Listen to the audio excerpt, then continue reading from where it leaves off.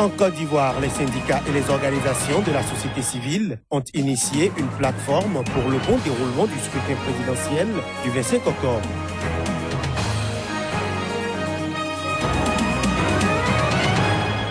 Au Nigeria, la ville de Maïdougouri, berceau de Boko Haram, est depuis plusieurs semaines la cible d'une vague d'attaques suicides qui font des dizaines de morts.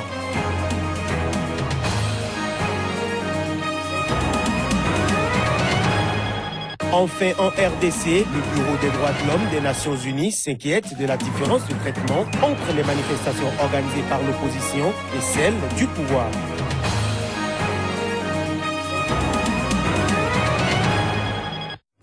Bonjour à toutes et à tous, merci de prendre ce rendez-vous de l'information sur SICA.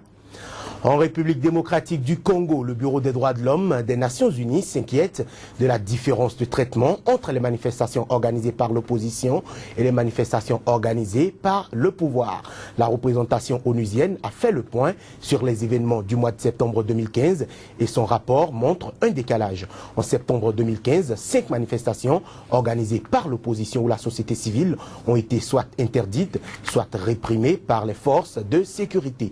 Au même moment, 17 manifestations, des marches de soutien au chef de l'État pour la plupart, organisées par le parti au pouvoir, ont pu se dérouler sans aucune entrave. Cela a notamment été le cas à Mbujimai le 22 septembre, une ville qui a par contre interdit un rassemblement du premier parti d'opposition, l'Union pour la démocratie et le progrès social, UDPS, quelques jours plus tard, alors que les autorités locales avaient été prévenues.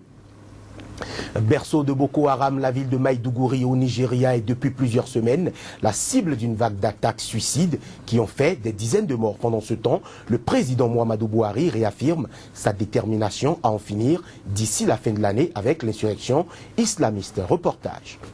Rien que ces dernières 24 heures, 34 personnes ont été tuées dans 2 séries d'attentats suicides dans la capitale de l'État de Borno, dans l'extrême nord-est du Nigeria. Vendredi à l'aube, 3 femmes kamikazes se sont faites exploser dans le faubourg d'Oumarari, dans la banlieue ouest de la ville, tuant 4 personnes et en blessant 17, selon l'Agence nationale de gestion des urgences, NEMA. La veille au soir, 2 kamikazes avaient déclenché leur explosif à l'heure de la prière dans une mosquée du quartier voisin de Molaï, tuant 30 personnes selon la NEMA. Un premier kamikaze a déclenché ses explosifs en entrant dans la mosquée. Le second s'est fait exploser peu après, une fois que de nombreuses personnes eurent accouru pour prêter secours aux victimes. Un modus operandi devenu courant chez Boko Haram. Selon les témoins, le bilan total des 2 attaques pourrait dépasser les 60 morts, le double du bilan officiel, souvent minimisé par les autorités. Toujours à Maïdougouri, 4 personnes avaient péri mardi dans 3 attentats suicides quasi simultanés dans le quartier de Adjilari Cross. L'État islamique dans la province d'Afrique de l'Ouest, la nouvelle dénomination de Boko Haram, depuis son allégeance en mars à l'organisation État islamique, avait aussi revendiqué 2 attentats suicides qui avaient tué 18 personnes le 2 octobre à Abuja, capitale fédérale du Nigeria, au cœur du pays, à 1000 km au sud-ouest de Maïdougouri. Au Burkina Faso, le général Gilbert Diendéré a été inculpé de crimes contre l'humanité. Une annonce faite ce vendredi à Ouagadougou par le directeur de la justice militaire. Il lui est reproché d'avoir été l'instigateur du coup d'État raté du 17 septembre dernier qui avait fait un bilan de 14 morts et 251 blessés dans le camp des manifestants hostiles au putsch. Voici les détails. Considéré comme le cerveau du coup d'État raté du 17 septembre au Burkina, le général Gilbert Diendéré a été inculpé notamment de crimes contre l'humanité. Les faits remontent en septembre dernier où un groupe d'hommes armés appartenant au régiment de sécurité présidentielle RSP, avec à sa tête le général Diendéré, avait interrompu le Conseil des ministres, prenant ainsi en otage le président de la transition et ses ministres. Mais très vite, le pouvoir sera rendu au président de transition Michel Kafando le 23 septembre face à l'échec du putsch. Gilbert Diendéré se rendra par la suite de lui-même à la justice après s'être réfugié pendant 2 jours chez le nonce apostolique à Ouagadougou. Il sera ensuite inculpé au même titre que l'ancien ministre des Affaires étrangères, Djibril Bassolé, pour attentat à la sûreté de l'État. Mercredi, Amnesty International avait estimé que l'unité putschiste avait fait preuve d'un mépris flagrant pour la vie humaine, tuant 14 manifestants et passants non armés et blessant des centaines d'autres avec des armes automatiques.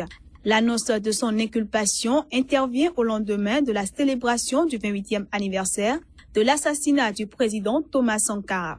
Le premier d'ailleurs qui ne se déroule pas sous la présidence de Blaise Compaoré, chassé du pouvoir le 31 octobre 2014 par la rue. Rappelons que l'histoire du Burkina Faso, pays sahélien, pauvre de 17 millions d'habitants, a été marquée par de nombreux coups d'État militaires depuis l'indépendance en 1960. Les élections présidentielles et législatives, initialement prévues pour le 11 octobre et qui doivent refermer la période de la transition, ont été repoussées de plusieurs semaines. En Côte d'Ivoire, la campagne électorale se poursuit en marge des meetings politiques. Les organisateurs s'affairent au bon déroulement du scrutin présidentiel du 25 octobre. C'est dans cette optique qu'une plateforme ivoirienne, la POICI, représentant des syndicats, des organisations de défense des droits de l'homme, des organisations féminines ou des groupements interprofessionnels, a été créée. Le rapport mission de déployer sur le terrain des observateurs neutres et impartiaux pour le premier tour du scrutin. Signalons qu'il reste à peine 48 heures aux 6 300 000 inscrits ivoiriens pour retirer leur carte d'électeur. Une opération de distribution qui a débuté dans les bureaux de vote vendredi dernier. En Guinée, selon les derniers résultats rendus publics jeudi par la Commission électorale nationale indépendante, le président sortant Alpha Condé vient largement en tête au premier tour de la présidentielle. Une victoire déjà récusée par l'opposition qui crie à la fraude et prévoit de la contester par tous les moyens autorisés, y compris des manifestations. Le point de la situation à travers ce reportage. Selon les résultats provisoires partiels proclamés mercredi et jeudi par la Commission électorale nationale indépendante, Alpha Condé obtenait 1,95 million de voix, soit environ 60% des suffrages exprimés sur plus des 3/4 des électeurs inscrits. Le chef de l'opposition, Cellou Dalein Diallo, lui crédité d'environ 880 000 voix, arrivait loin derrière. Des résultats qui, s'ils se révélaient définitifs, pourrait consacrer une réélection du chef de l'État sortant dès le premier tour. Une éventualité déjà contestée par l'opposition qui estime qu'il ne s'agit que d'un scénario possible avec des fraudes massives.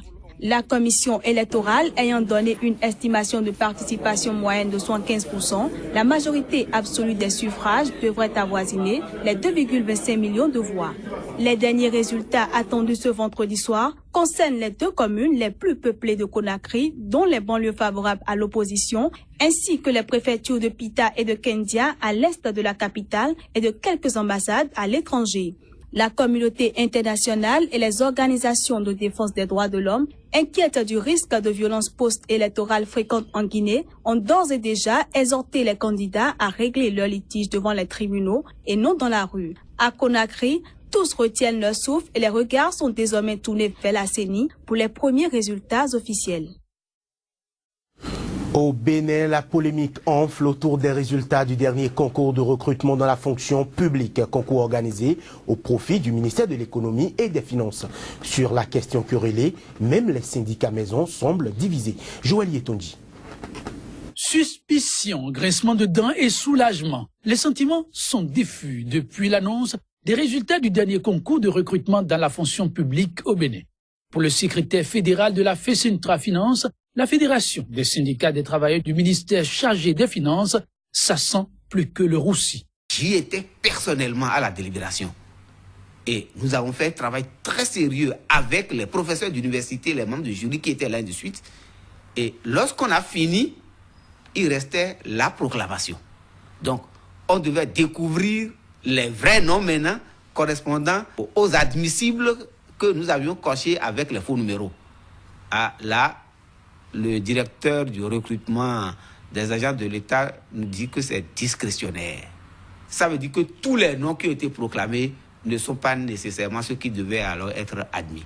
La fiabilité des résultats mis en cause, le collectif des syndicats du ministère de l'Économie et des Finances invite à savoir couper la poire en deux. Le collectif note que les irrégularités relevées ne sont pas de nature à remettre en cause quand même la transparence et la crédibilité des résultats de ces concours-là. Le collectif suggère qu'à l'avenir, nous soyons véritablement associés à toutes les phases de l'opération. Il faut par conséquent, suggère le porte-parole du collectif, aller de l'avant. Le collectif veut que les autorités feront la diligence nécessaire pour mettre ces nouveaux lauréats à la disposition de nos régies respectives pour qu'enfin on puisse pallier à une pénurie cruelle du personnel qui n'en fait que trop durer. Du côté des candidats déclarés admis, l'optimisme semble prévaloir et on veut bien croire que la vague déferlante n'emportera pas dans ses flots la validité des résultats. Direction le Tchad où près de 60 femmes portant des burqas ont été arrêtées depuis l'attentat suicide qui a tué près de 40 personnes à N'Djamena.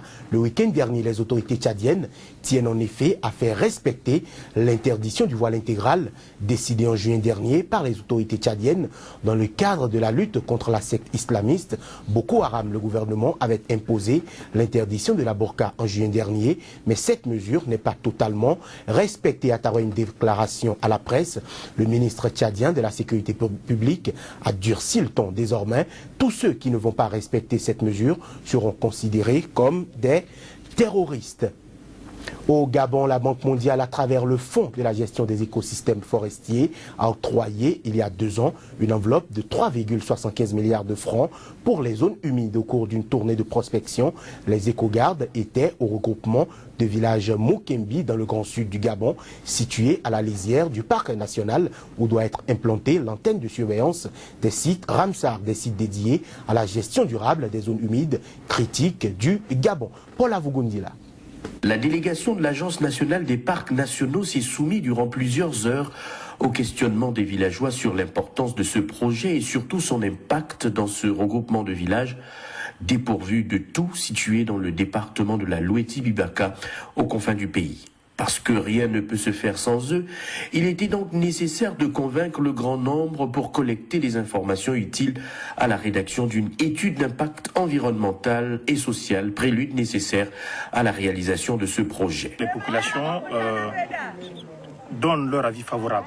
Ils avaient toutefois quelques inquiétudes, notamment au niveau des limites du parc, qui, selon elles, pensaient que ces limites seraient étendues au niveau du village. Les inquiétudes levées, les populations des villages impactés s'en réjouissent et participent même à la prospection en vue de repérer le site d'implantation de la station de surveillance à l'intérieur du parc national de Birigou, situé au sud du Gabon sur la frontière congolaise partagée entre les provinces de la Ngounie et l'Oguelolo avec une superficie de 690 km². Il y aura certainement de l'eau, il y aura de l'électricité et nous aurons aussi à suivre les informations. Le Gabon a en effet inscrit 9 sites à la convention Ramsar, couvrant une superficie totale de 2,8 millions d'hectares. Le projet d'appui à la gestion durable des zones humides critiques du Gabon couvre pour sa part 3 sites totalisant 75% de la superficie nationale des sites Ramsar. Depuis 2010, le gouvernement gabonais a fait de la préservation de la biodiversité une de ses priorités, d'où la mise en place de ce projet, car les écosystèmes aquatiques qui remplissent de multiples fonctions écologiques et regorgent d'une importante biodiversité ne pouvaient rester en marge de cette dynamique. Mesdames et messieurs, ce sera tout pour cette édition. Merci.